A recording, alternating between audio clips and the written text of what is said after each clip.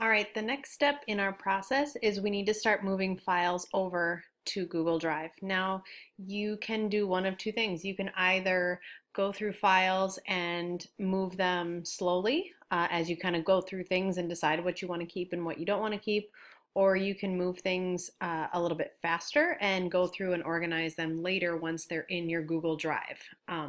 The one thing I will say is if you choose to move things to Drive first and then organize, that means that you can organize anywhere. So whereas before you always had to be on your school computer to get at your server folder and get to your files and things, once they're moved into Google Drive, you won't have to do that. So some teachers have said that they enjoy being able to access and organize their files at home so they don't have to do that work at school if they would rather do it there. So what you're going to want to do is the first place to look is your server folder. Now yours is going to be one of these first two here. So I'm going to open that folder, and in there you're going to see a folder most likely called Documents. This is where it gets a little bit sticky because everybody's folders are going to look just a little bit different. Teachers who are newer to the district may not have as many places that I'm going to kind of talk about. Folks who have been teaching in the district for a while may have had folders and files moved around a little bit, so you might have to dig a little bit more to find what you're looking for. If you are concerned that you're missing something, or if you want somebody to kind of help you out and just sort of check over and make sure you got all your files moved over, you can contact one of your building tech coaches, or you can contact the technology department and we can give you a hand with that.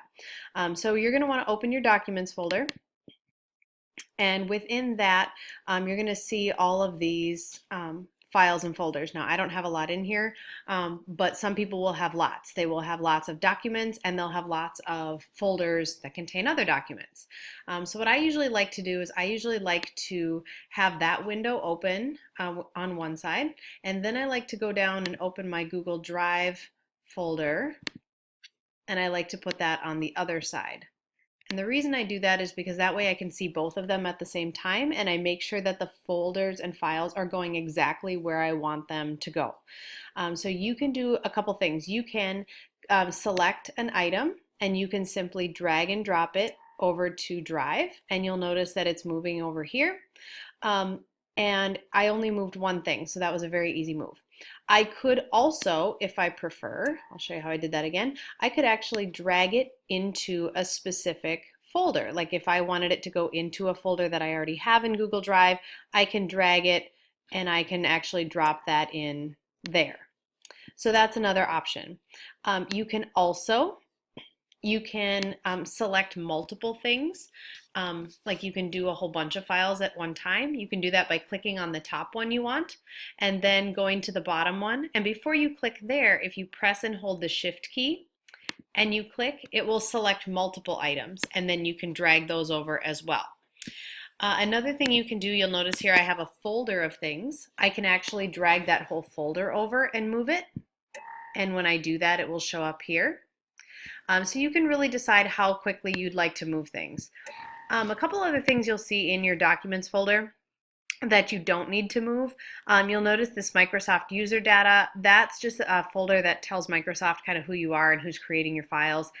Same thing here. You probably have a Smart Technologies folder. If you have Smart Notebook installed, you don't need to move that. Things here like Screencast-O-Matic and Snagit, those are tools I have installed that they store information for the program, but I don't need to move those. They're not actually documents I need to move. So you're going to want to go through that folder and make sure you have everything you need. Some teachers may also have a documents folder on this side. Now yours, in my case, that looks the same, but again, for those of you who have been teaching in the district a while, if you click on this documents option here, this may give you a whole nother set of files. So you're going to want to check both places, both the server folder down on the bottom and this documents folder here, in case those are not the same thing. And it's really easy for files to end up in multiple places. Another spot you want to check is on your desktop. Some of us like to keep lots and lots of files on our desktop. So if any of those that you want saved or in your Google Drive, again, you're going to want to drag those over and move those folders simply by dragging and dropping. And then the last place you're going to want to check is right here in your Downloads folder. we tend to download lots of files and we might open them from there, but those downloads are not going to follow you to another computer. So we want to make sure that if there's anything in this download folder that you want to keep. I notice it a lot where people are downloading files from their Google Drive that somebody shared with them, downloading attachments from emails. I also notice a lot of teachers downloading things that they've purchased on Teachers Pay Teachers. You're going to want to make sure you get all of those into your Google Drive so that you don't lose those if you move to another machine, because those files and folders are not backed up on the server. So once you've got everything drug over there, then you'll notice that the Google Drive icon up here on the top will start to do its sort of swirling spinning motion. Again, just a reminder, make sure that you leave your computer on and open if it's a laptop until that is solid black again. Sometimes teachers have had issues where they close the computer too soon, and then when they head home to work on something, files aren't there, and a lot of times it's because the files weren't done syncing. Again, if you only have a few files, it won't take very long. If you have a lot of files, it could take a while. So if you need help or have questions, please let one of your tech coaches know or contact the technology department.